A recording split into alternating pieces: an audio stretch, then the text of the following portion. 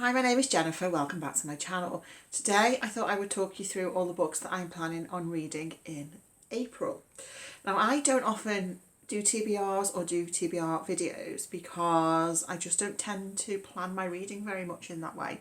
But there are two readathons taking place during April that I really want to join in with.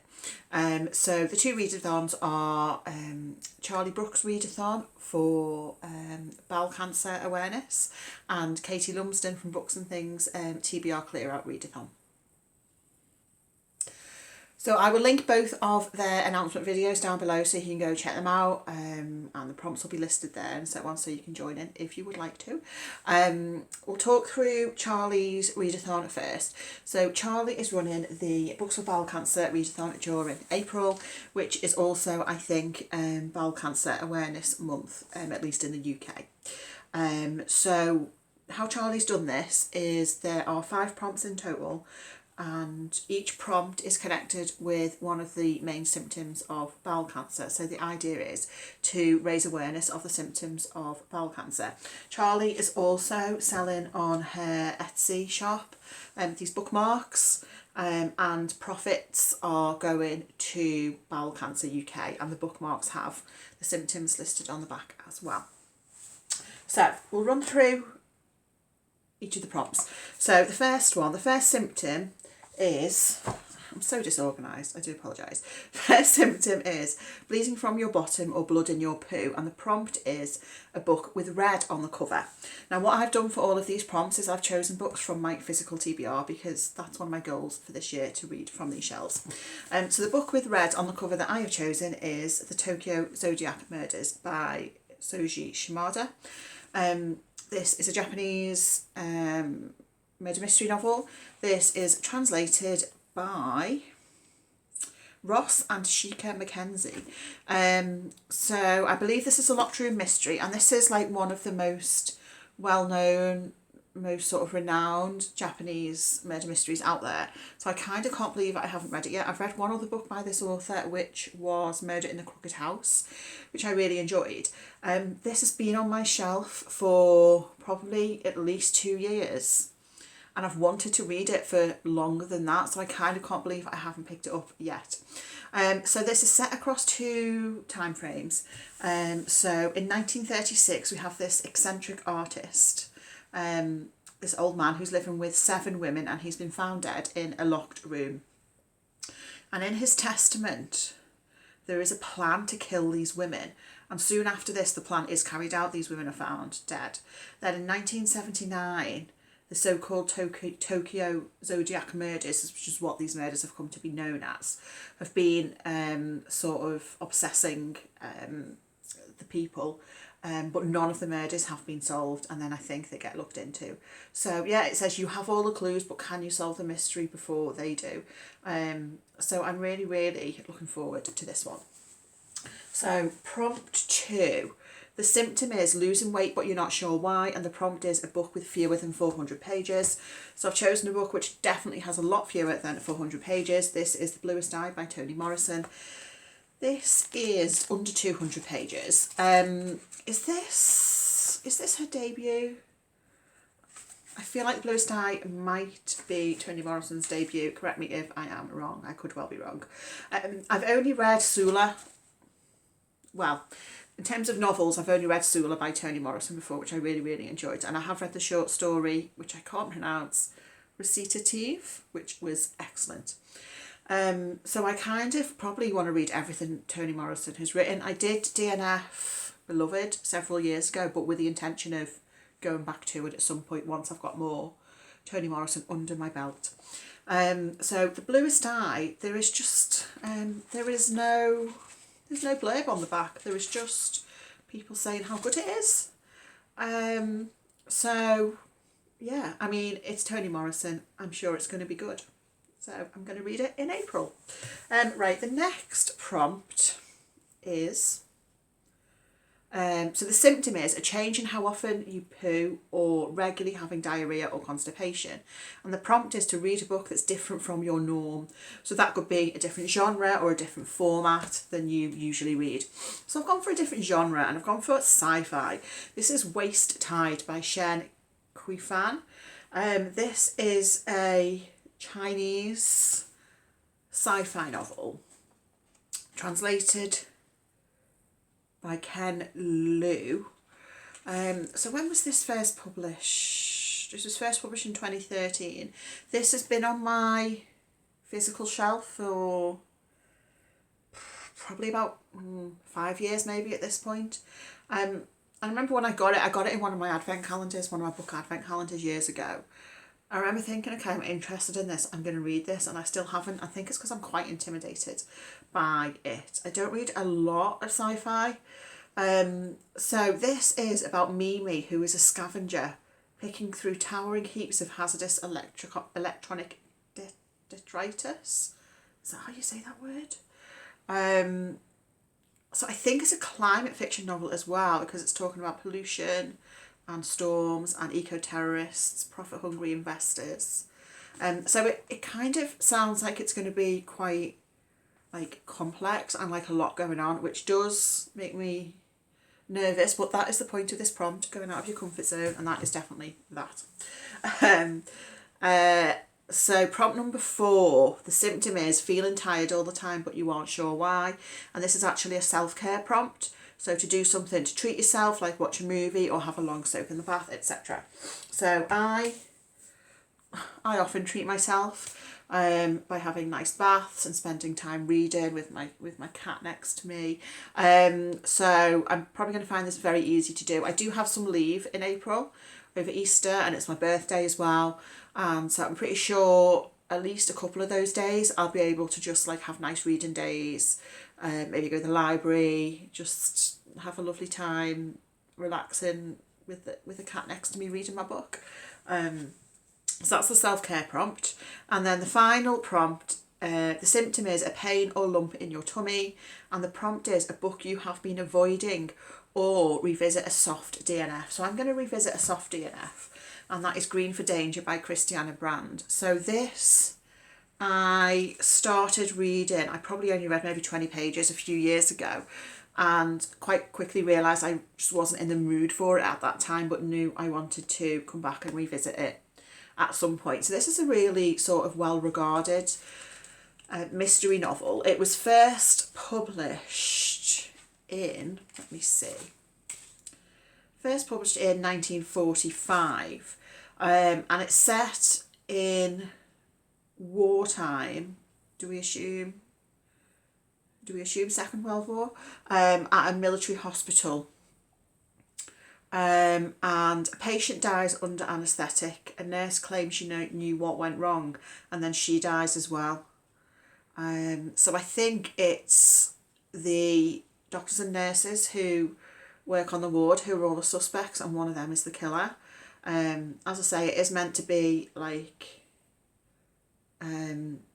like a really well-known, well-regarded murder mystery, so hopefully I'll get on better with it this time around. So those are the prompts for the Books for Bowel Cancer readathon from Charlie. As I say, Charlie's video will be linked below, so go check that out. Check out Charlie's Etsy shop for the bookmarks. And the next readathon then I'll be joining in with is from Katie Lumsden from Books and Things, who is doing the TBR Clearout readathon. One of my goals for 2025 is to try and read some books from my shelves. So I thought this would be perfect for me.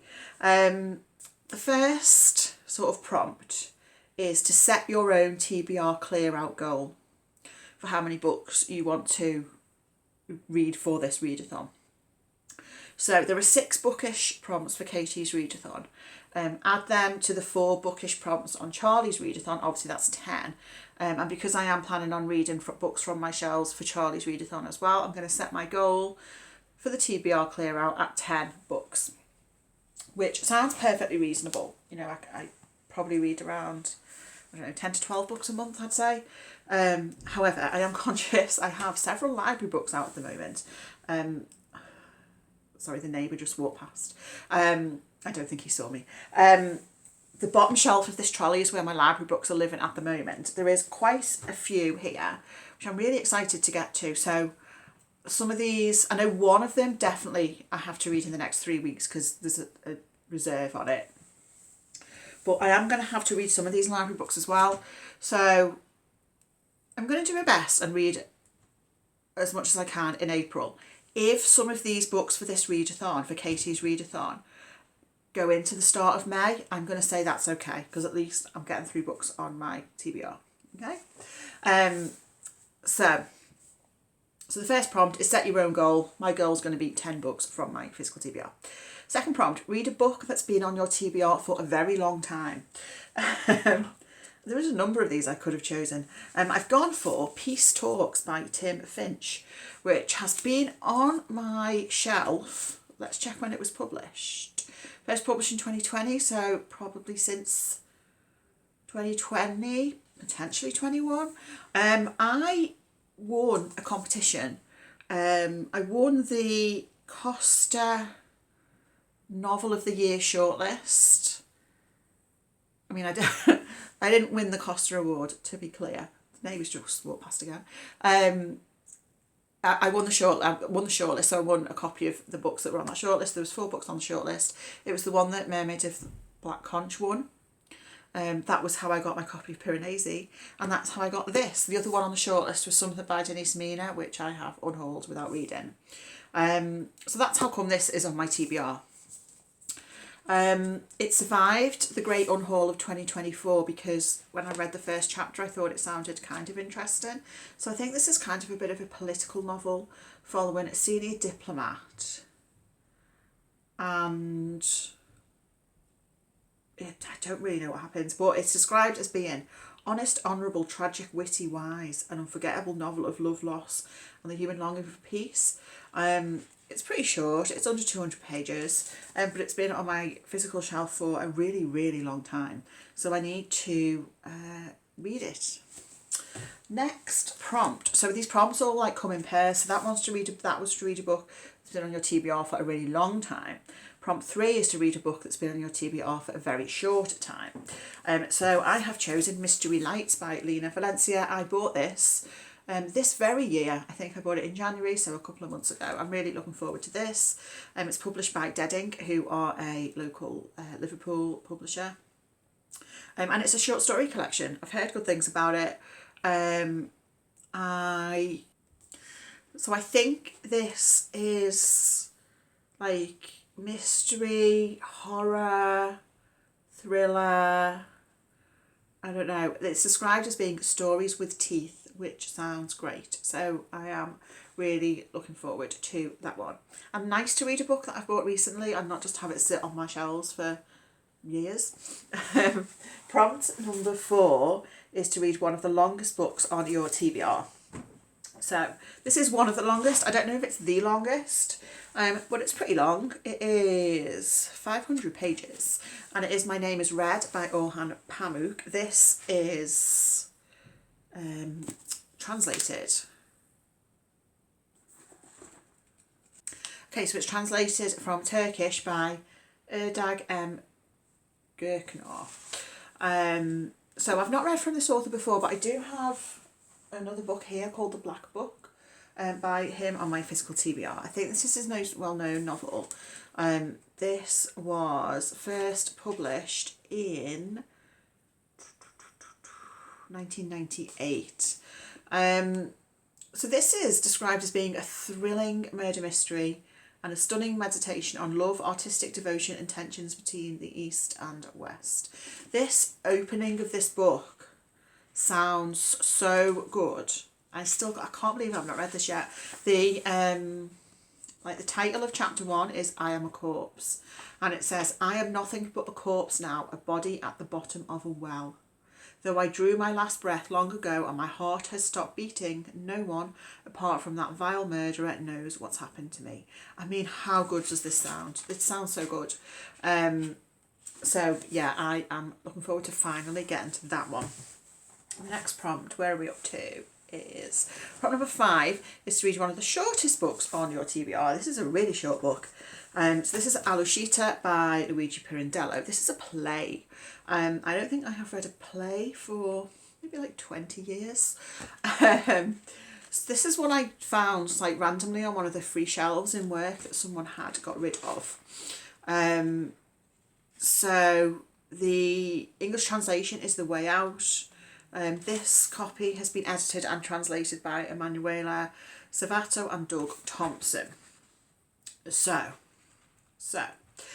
I did study Italian at university along with German and Spanish, although like my languages are really rusty now because, as I say, this was like 20 years ago. I don't think I've read any Pirandello though. So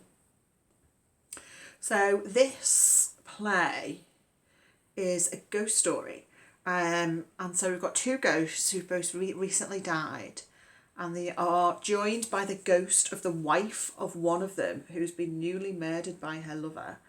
It says it looks at the notion that we each create our own reality, giving meaning to people, objects and actions which are often unique to ourselves and bear no resemblance to the reality which others give to them. So it sounds quite philosophical. I think Pirandello kind of wrote slightly wacky stuff. This book is very short, but half of it is introduction. So the actual play is only, so what's that, 60, play is like 40 pages long, but actually it's really only half that because it is like translated, so we've got the Italian on one side and the English on the other. I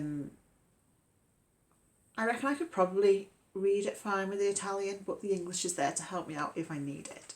And then after I've read the play, I'll go back and read the introduction in case it gives any spoilers. The introduction is in English. So yes, looking forward to reading a play. So I think there's only a couple of prompts left. Prompt number 6 is to read a book from your TBR that you fear you've lost interest in. I mean, again, I could have probably chosen quite a few for this one.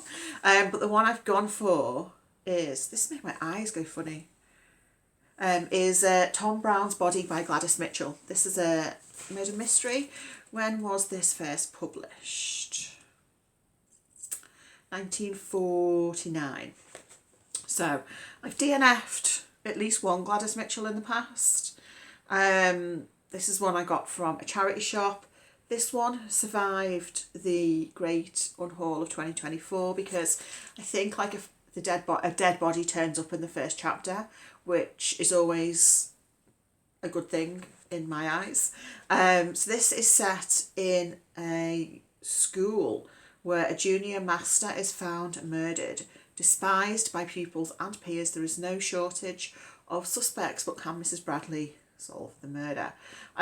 So one of the reasons why I think I may have lost interest in this is because my dad really doesn't like Gladys Mitchell either. So he reads a lot of like Golden Age murder mysteries like I do. Our tastes are very similar in that respect. And he has this like list on his phone of the books he's read and what star ratings he's given them and things. Anyway, so when he like goes to the library or whatever, he'll see what he's read before and which authors he's read from. And Gladys Mitchell's name apparently on his list has a no next to it, and then like in brackets something like definitely not. I think because he keeps thinking, oh, I'll try one of her books again, maybe I'll like it this time. And then he's like, so he's written himself a note like definitely not, like don't even bother trying any more Gladys Mitchell. So that definitely feeds into a reason why I'm kind of concerned this might not be for me, but we'll give it a go. Then the final prompt is to read a book from your TBR that you're very excited to get to. So I have gone for He Who Whispers by John Dickson Carr. This is a British Library crime classic. John Dickson Carr is probably my favourite Golden Age author after Agatha Christie. So that's why I'm super excited for this one. This one was first published in 1946. And John Dickson Carr is like the master of the locked room mystery and impossible puzzles, which I love. So this one, so we are at a meeting of the Murder Club in London, and they recount the tale of an impossible crime that took place in France years before. The murder of a man on a tower with only one staircase, under watch at the time at which the murder took place. There are theories of levitating vampires. I mean, that just sounds brilliant. And yeah, so trying to like solve this unsolved past murder. Apparently John Dixon Carr considered this novel one of his finest works. An ingenious plot delivered with astounding pace and striking characters. And this features the detective Dr. Gideon Fell. So I am really, really looking forward to this one. I really, really like John Dixon Carr. So those are the 10 books from my physical TBR that I'm planning on reading for Charlie's Books for Bowel Cancer readathon and for Katie's TBR Clearout readathon. And I'll probably be reading some library books in the mix as well. So let me know what you'll be reading in April. Are you going to be joining in with any of these readathons? And let me know what you'll be reading for them. Thank you so much for watching. I hope you're doing well, and I'll speak to you again very soon. Bye.